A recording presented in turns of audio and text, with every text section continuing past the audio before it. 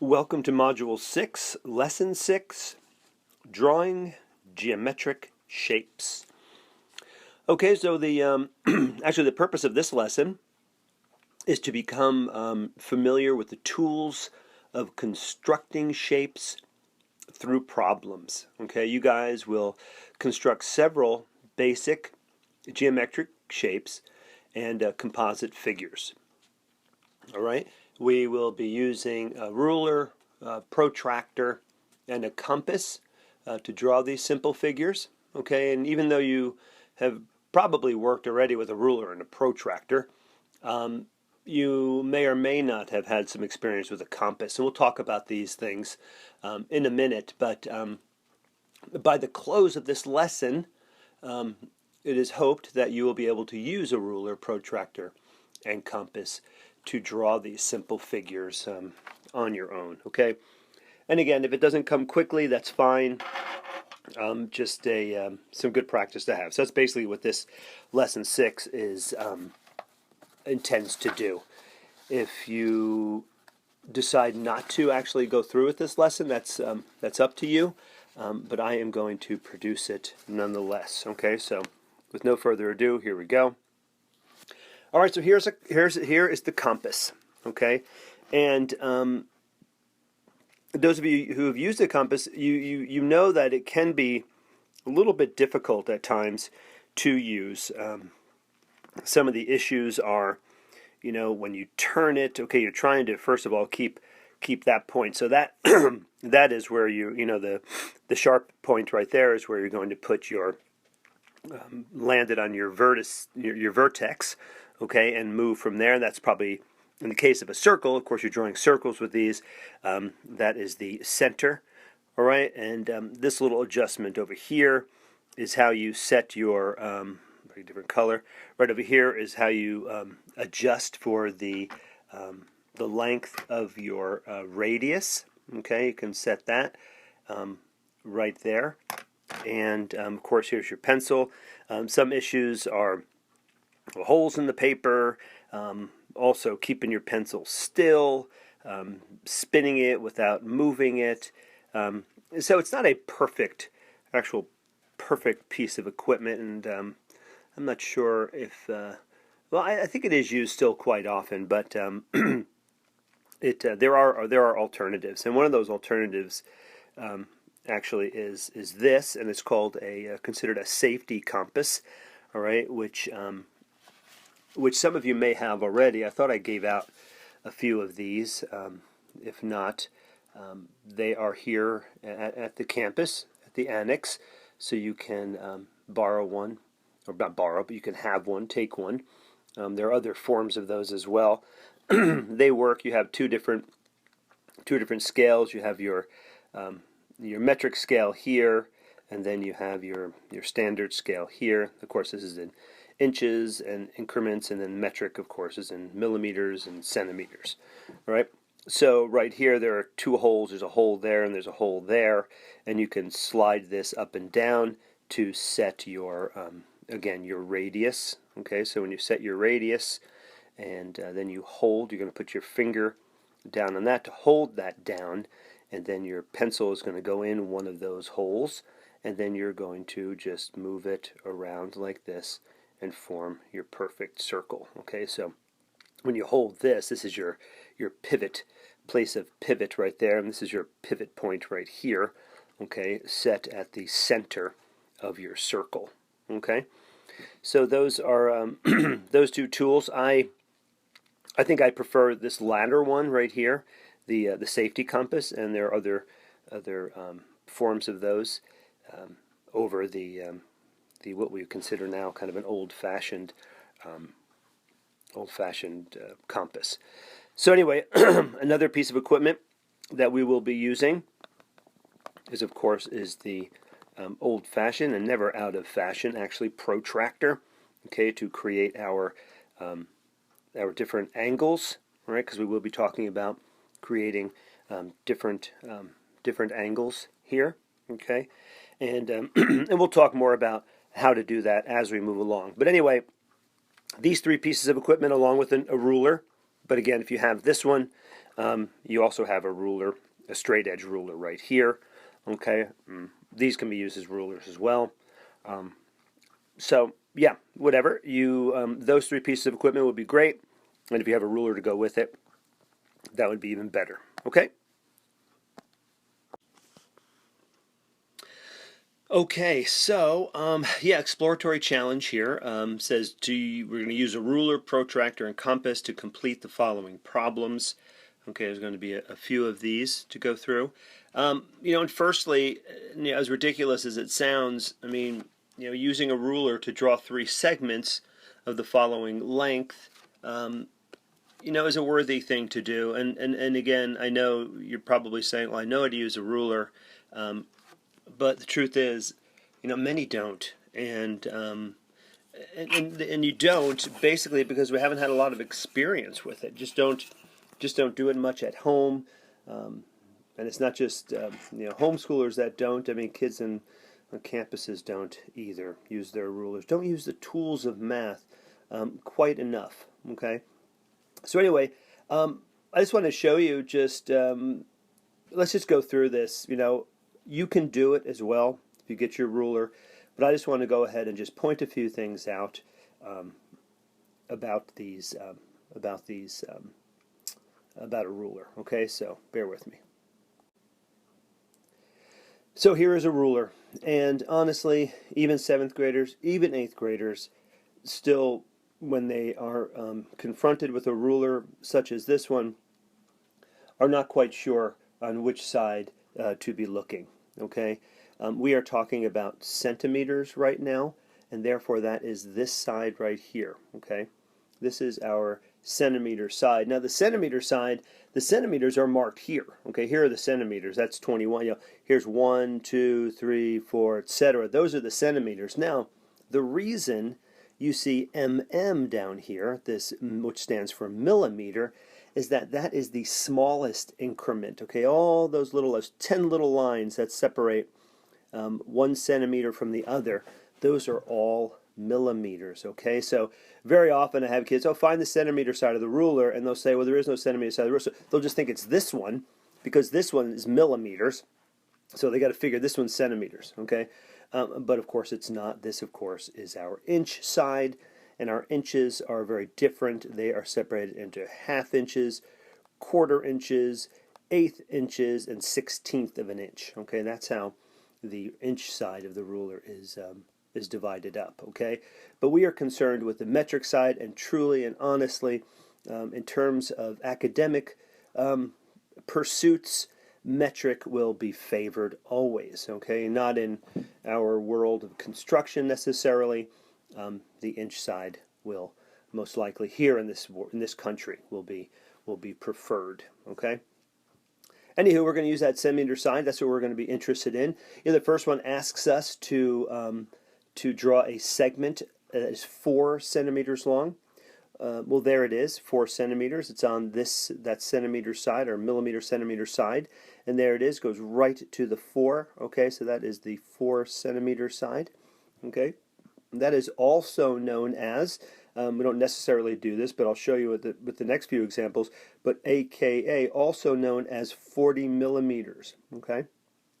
So if you're going to measure something that's 40 millimeters, that's actually the same as 4 centimeters, and I realize that many of you know that. Okay.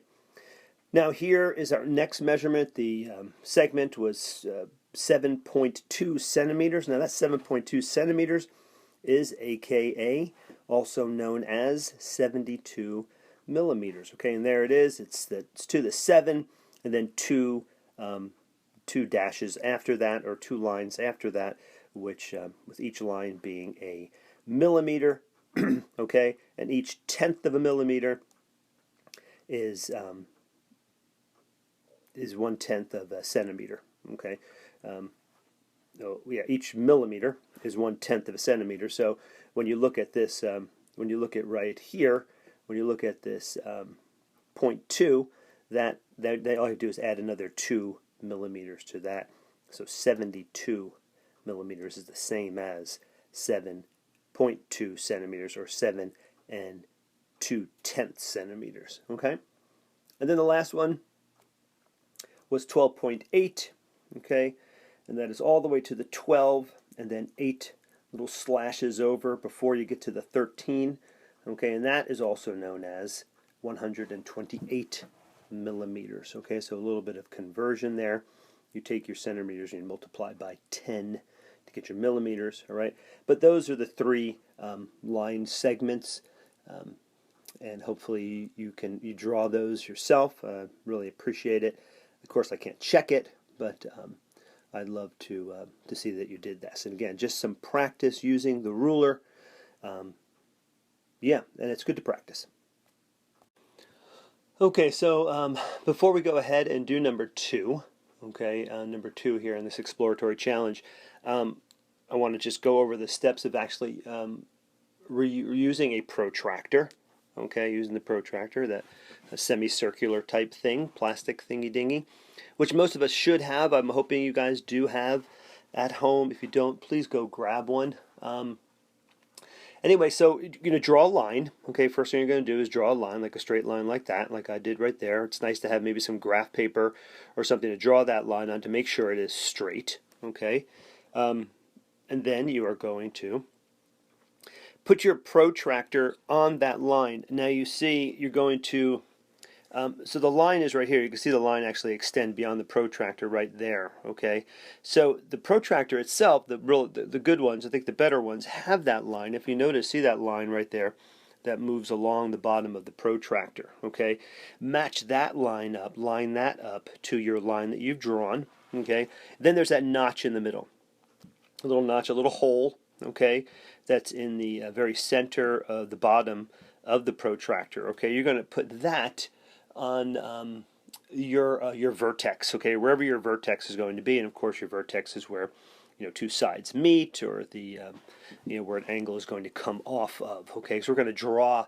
some angles. Okay, and if we draw some angles, we're going to need a vertex, of course. Okay, so anywhere along the line, that could be anywhere along the line, doesn't need to be right at the edge. Okay, at the end, just could be anywhere along that line. Okay, so then you're going to stick your pencil right in that hole.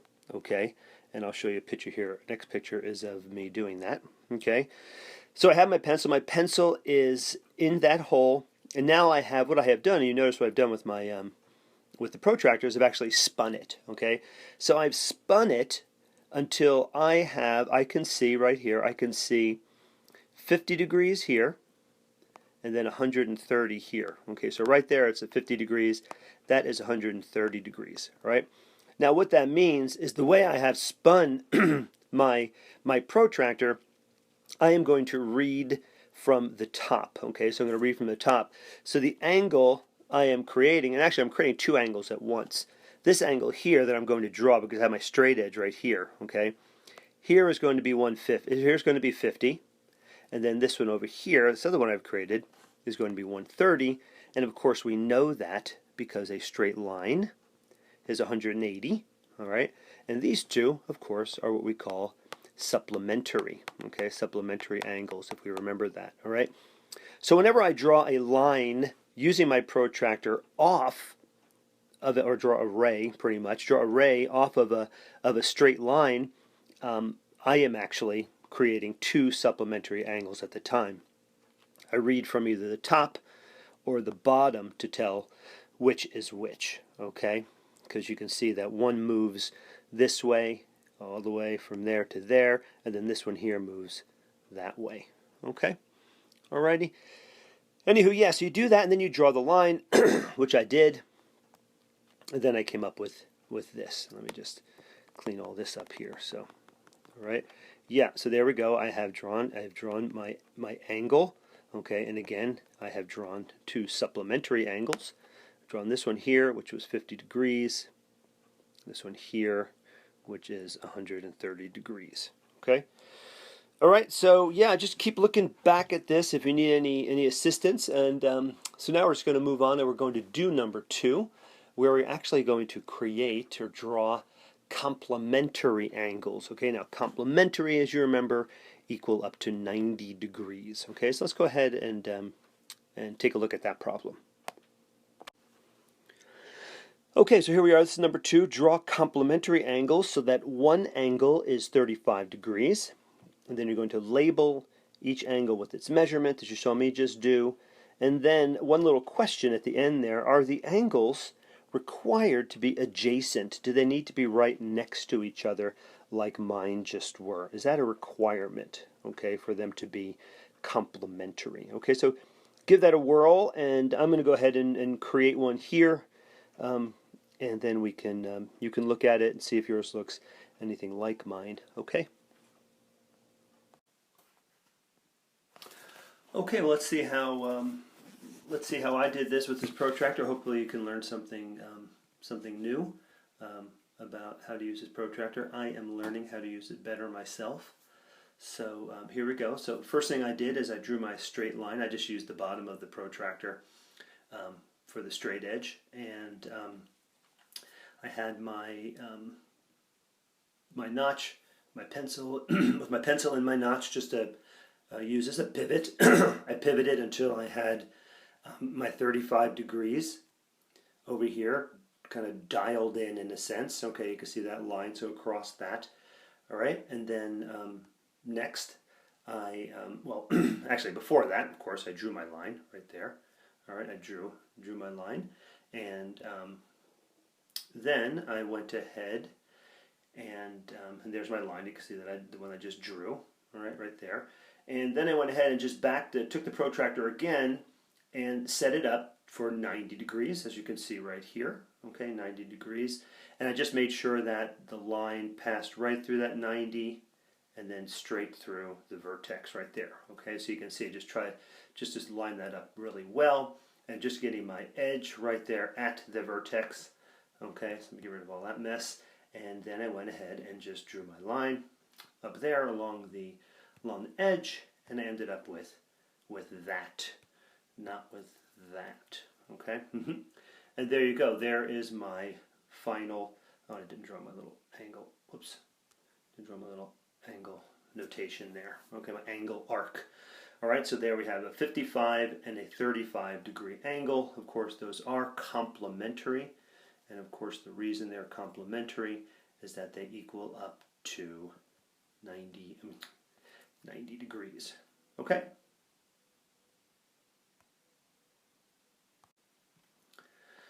And the last question that they presented to us here is: are the angles required to be adjacent? And the answer is no, they are not. Okay, you could have just drawn a 35 degree angle, and then next to it a 55 degree angle. Those two angles, if they are indeed 55 and 35, are also considered complementary. Okay, they are indeed complementary, but they don't need to be adjacent. Okay?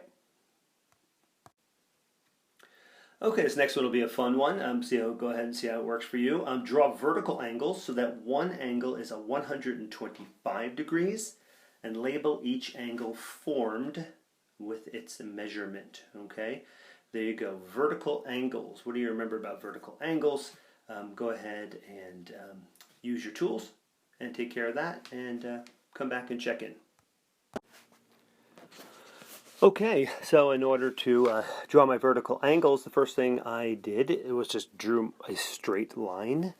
Okay, drew a straight line. Actually did this on the iPad this time, and it worked out pretty well. There we go, drew my straight line, and then I measured with my protractor. I measured out a 125 degree angle, okay, and of course it's on that side, with its supplement on the other side, which is 125, and then I drew the vertical angles right there. 125, these are two vertical angles, and these are two vertical angles, of course, because they are across from each other, and we draw one pair of vertical angles, and of course you can't help but draw another pair with two lines. Okay. Alrighty, let's see what's next. Okay, so number 4 has us practicing with our compass. Okay, with our compass, we're going to draw 3 circles, each with a radius of, what are we going to have? We're going to have 2 centimeters, 4 centimeters, and 6 centimeter radiuses or radii. Okay, so three distinct. First, we're going to start with 3 distinct line segments. Okay, of 2, 4, and 6 centimeters, and then you're going to go ahead and draw its corresponding circle. Okay, and then you're going to label that radius. Okay, all right. So let's go ahead and why don't you go ahead and give that a whirl.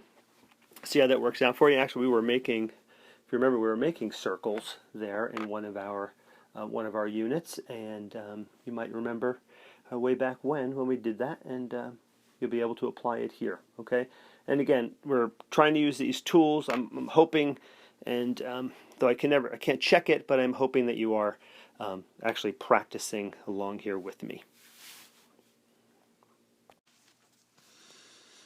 Okay, well, here's a look at the ones that I drew. I came up with, and again, I worked with the safety compass, which I prefer over the pointy, deadly weapon compass. But still, despite that, I mean, the paper was moving, and it's a bit of a pain. But anyway, I did it. And again, the first thing I did, of course, I mean, all you really need to do in this case is with the safety compass, at least, and with the other compass, is just draw your point in the middle. Okay, your center point. Okay, just draw your center point, and then on the safety compass, it has where you actually put your finger on to hold it down. A little pivot, it has like little crosshairs on it. Actually, it's not very great. I mean, they're just etched in. It'd be nice if they were actually drawn in or painted on, a little bit easier. But those are nice, those little crosshairs, because then you just put you just line the middle of those crosshairs up at the end, right at your vertex. Okay, and of course I set my dial for, of course, 2 centimeters, and then 4 centimeters, and then 6 centimeters, and just did put my pencil in there and just spun it around. Okay, and it came out nice, actually. All right, so there they are. Might be good practice for you to continue doing this, several times. Actually, we'll have a few more opportunities in this lesson. Okay, this next one here, number 5, is a great one to practice with. It says draw 3 adjacent angles, A, B, and C, so that A equals 25 degrees, B equals 90 degrees, and C equals 50 degrees, and then label each angle with its measurement. Okay, so go ahead and practice that one, and for that one, I'm thinking you'll only need your protractor. Okay, so go ahead and let's see what yours ends up looking like. I'll do it, show it to you, and then you can compare. Okay? Okay, so here's what I came up with. You can see I have my 90-degree angle. This is what I did. I did first, actually. I did my 90 degrees. Just drew a line, and then a line. I mean, you didn't have to draw all of that over here if you didn't want to. Okay, that was up to you. And again, the fact that they are adjacent, okay, is the reason we are. They had to be side by side here. Okay, so 90 degrees, of course, is always depicted with the little box right there. Okay, and then I went ahead and I measured my 25 and my 50, and I just wanted to show you what the measurement for what I did with that 50. Now I was having issues with actually, putting the pencil in the get all this out of the way, putting the pencil in the notch, and then spinning for the desired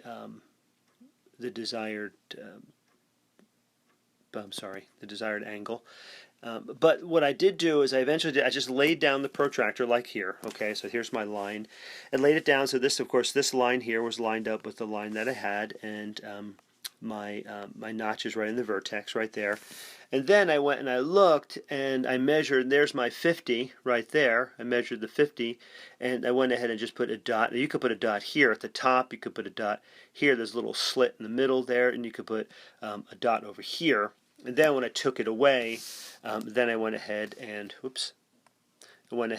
I just connected my vertex with one of those dots, or whichever dot there, okay? And that makes my beautiful 50 degree angle right there, and did the same thing here for the 25 degree. So again, mastering the use of these tools, pretty important, more important as you move forward working with these. And some of you may want to be engineers and architects and the like, and these tools will become just an extension of you. Okay, next one here. Draw a rectangle ABCD, so that AB equals CD, which equals 8 centimeters. So we can tell that these two sides are going to be equal, and they're going to be 8 centimeters. And then BC equals AD, which equals 3 centimeters. Okay, so you can imagine, and you know how to draw a rectangle, of course, so go right ahead and do that, and come back and we'll check in. I'm not going to belabor that one too much, though. Okay, here we go. Here are the tools I used, and there is the rectangle that I made. And of course, each rectangle, every rectangle is going to have 4 90-degree angles. Okay, totaling up to, of course, 360 degrees internal degrees. And yeah, just another thing. I think, I tell you honestly, you could have done it with just a ruler, but I really like the protractor's use in creating this straight. So I drew this first line here, drew this one, and then I used the protractor again, putting that notch right here at the vertex, okay, right there, and then spinning it until it was going through 90 degrees, and then I knew that I had a nice straight line going up and down right there, so then I was able to draw that. And then I did the same with this one, and then I just connected these two with a ruler. So anyway, just yeah, being more precise, working towards precision, which we really haven't talked enough about, but something we'd like to become more and more second nature. Okay, here's number 7. It says, draw a segment AB that is 5 centimeters in length. Draw a second centimeter that is longer than AB, and label one endpoint C. Okay? That means the one on the left, C. Now use your compass to find a point on your second segment, which will be labeled D, so that CD equals AB. Now hopefully you have you can figure that out. If you want to go ahead and do that, give it a try, see if you can actually decipher what is being asked of you, and come on back and see what I have done. Okay, we're going to keep this short and sweet. Just trying to get you to use your use your compass, either the deadly weapon compass or the safety compass, as a measurement tool. Okay, and I'm not going to go into this too much or show you how to do it, because I don't know, it's not worth the time really. But if you did go ahead and draw a segment here that is 5 centimeters in length, and you labeled it AB, hopefully you did that. Okay, and then drew a longer line, longer than AB, and you labeled the one end C. Okay, so we're trying to get to the point where CD equals AB. Okay, and what you would have done then is put whichever you were doing, whether you were using the safety compass, you would have put the little crosshairs over that, or if you use the deadly weapon compass, you would put the point right in that, measure out, and you'd measure out 5 centimeters from there, and you would have ended up putting a little tick mark, or a little beginning of an arc there, and then you would have labeled that D. And that's it, plain and simple. Okay? Any questions with any of this, just give me a call. So, here we go, 8. I don't want to be rushing, but I just I do want to have this over so we can get going. I'm here on a Sunday, and this is working on 2 hours now, this one, and I'm hoping that the rest aren't going to take as long. Anywho, yeah, that's just my lament. Anyway, here we go, 8. Draw a segment AB with the length of your choice. Hey, you have choice. Use your compass to construct two circles. Okay, a circle with center A and radius AB, and then a circle with center B and radius BA. Describe the construction in a sentence. I don't really care that you do that. Just want you to go ahead and just draw that. Okay, so you're drawing a segment AB. Okay, and then you have to construct two circles off of that one segment. Okay, so I'm just going to give you a hint or a tip. Those two circles are going to indeed overlap. Okay, so I'll just give you that hint. Go ahead and do it, see what you come up with, and I'll show you what I came up with. Okay, let's take a look at what I did here. I drew a line segment of the length of my choice. I chose 5 centimeters. Okay, none of this, of course, is to scale on here. So now working with that, I was going to go ahead and construct two circles. Okay, and the first circle was going to have a center A and the radius AB. And that went and looked like that. Okay, and if you notice, I used my safety compass, and then my little crosshairs are right there. Okay, and I lined it up with point A because that was going to be my center, and then my radius was going to be AB. As you can see, it's been formed underneath. Okay, and then I went ahead and constructed my second circle with my center there, B, crosshairs right on that, and then I constructed that, and then the final looked like that. As you can see, it's not to scale because things are all out. But anyway, that's what it looks like, and hopefully yours looks like that, a Venn diagram we've created. Okay, here comes a meaty one here. Only have a few more to go. Looks like 9, 10, and then 11.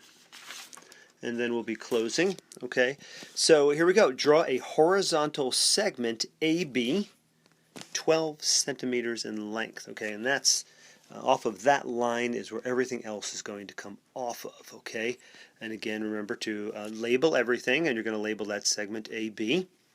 And then you're going to draw a point O on AB that is 4 centimeters from B. Point O will be the vertex of an angle COB. Draw a ray OC so that the ray is above AB, and angle COB equals 30 degrees. Okay? All right, so all these are going to go together here.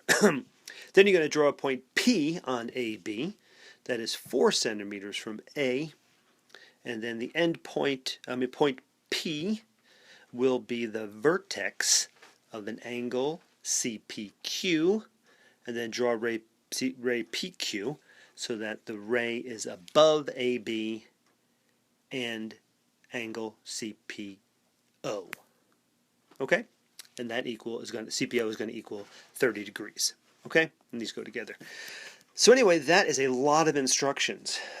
Mull over it and see what you can come up with, and I will do the same. Okay, so I have a bit of a slideshow here for you to show you every step that I took, and hopefully you did the same and came up with a diagram that looks exactly the same as mine. Okay. All right, so here we go. Firstly, of course, I drew my my lines, my segment AB. Again, labeling my A and my B, and that was 12 centimeters right there. Okay. And then next, my next step was to label a point O on that segment AB, and it was to be 4 centimeters from B. Okay, so we went ahead and did that. Took my protractor and made a point and lined it up on my line, as you can see right here. Lined it up and then put a little dot right there for my 30 degrees. I want a 30-degree angle. Okay, and then I went ahead and tilted it and drew my line, my ray, and came up with that. Labeled my point C here. Okay, so we have C, angle COB is 30 degrees. Okay, that's what we're supposed to do. Next step, went to the other side and measured from A, and I was to create another point, point P, and put that on line segment AB as well. Okay, and then again used my protractor going the same way with my angle here, and lined it up. There's my dot right there at 30 degrees, and drew my line and came up with that. Labeled my point Q over here, and QPO, or QPB, sorry, is 30 degrees. Okay, and there it is. Hopefully you came up with a similar result. Wow, well here's a doozy. Here we go. You're going to now draw segment AB of length 4 centimeters. Okay, that's what you're going to do. That's pretty consistent there. Now you're going to go ahead and draw the same circle from A and from B. Okay, so you're going to draw the same circle. Now just do not adjust your compass in between. Okay, so you can draw just the same size circle, same circle with the same radius. Okay, so it just has to be the same from A, and that means from A means A is your center for one of them, and then B is your center from the other one. Probably going to look a lot like a Venn diagram like we did before. Okay, with a radius of a length that allows the two circles to intersect in two distinct locations. Okay, so it's going to, and again, if you just did it like we did before, kind of like this, the Venn diagram, see, they're going to intersect there and there. I'm not sure exactly how that wouldn't be the case, but I'm not thinking about that right now. So label the points where the circles intersect, C and D. Okay, and you can C and D there. Join A and C, because this is actually going to have drawn, I don't know where this is going to be, but you have that one segment first. You got A and B. So you're going to join all of these like that, and then it says what kind of triangles have you created, justify your response. So just go ahead and do that. Again, I went through that quickly, but if you follow all that, I'll just show you a picture of what they have as one possible solution. Okay, because the radius that you choose off of A and B, is your choice. But as long as the two circles intersect in two distinct locations like that. Okay, but go ahead and try that. It might be fun. I'll show you what I came up with, and we'll talk about what types of triangles, what kind of triangles that are formed. All right, well here, like I promised, is a possible solution from my teacher's guide, and that's what it looks like. You can see they've drawn, they drew that AB, that segment, and then I'm not sure the radius that they chose. Okay, you can see right there, there's B and A. They're the same exact. Not sure exactly what they did there. Drew the two circles which intersected at these 2 points, C and D. They labeled those. And then they drew these different segments here. And as you can see, these are all equal. Okay, when you look at what kinds of triangles, well, they are identical, first of all. They're identical. They are the same. Because we know, based on the fact that they both share a base here of 4 centimeters. They're going to share that. As these are circles, it's going to be equal. All these chords, different chords, are going to be equal from the center point. Therefore, these sides here, these sides are all going to be the same length. Okay, so we have identical triangles, and when a triangle has two equal sides, okay, two equal sides, it is called an isosceles triangle. Okay, and I'm not sure how important that's going to be in the rest of this, but anyway, a nice interesting little fact there, called an isosceles triangle when there are two equal sides. So each one of those are two isosceles triangles.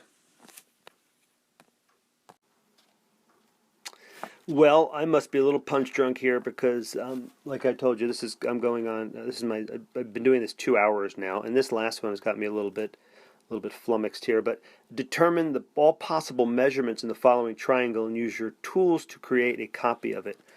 Oh, I don't care. Don't do that. The only thing I'd like you to actually come up. The only thing I'm really interested in here is if you could tell me the the measurements of those two angles. That's all I want. So go ahead and use what you know about triangles and use your protractor. Okay, you probably know what angle that is. You won't be able to do these two unless you do have a protractor. So go ahead and give that a whirl. You may know something else about this triangle as well, but I don't really want to get into that right now. That's something you'll do.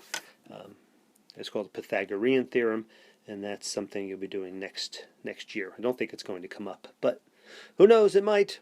Anywho, just use your protractor to figure out the measurements of those two angles, and come on back. Okay, so if you went ahead and laid your protractor down on this corner right here, for example, and your little notch right there, and then you follow that line all the way through, you would have crossed actually the angle 54 degrees. Okay, so 54 degrees, and since we know this is 90, okay, we could right there, we could figure out what that one is. Together those equal 144. I would need another 36 degrees to get to 180, okay, because all the measurements of the inside of any triangle are going to equal 180 degrees, okay, and that is all I'm interested in that one. All right, so here we go. Here's our lesson summary. Well, we used 3 different tools. Hopefully you guys used your rulers, compasses, and your protractors, okay, to complete these problems in this exploratory challenge.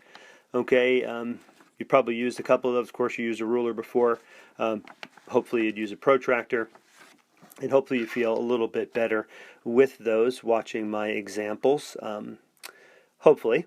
So I really, really want you guys to get better and more comfortable at all of this. So the compass is a tool that can be used for many purposes, and they include constructing circles, measuring and marking a segment of equal length to another segment, confirming that the radius of the center of the circle to the circle itself remains constant no matter where you are in the circle. Okay, I'm not sure how that just came up so quickly. I don't see that is the summary at all of this lesson. Anyway, hopefully you used your tools and were successful doing so. And let's go ahead, and I think the next few lessons you're going to be using them. Okay, you're going to be drawing lots of stuff. I think the lesson coming up is going to be drawing parallelograms. Okay, drawing parallelograms. So look forward to that. Get your problem sets done, and see you next lesson.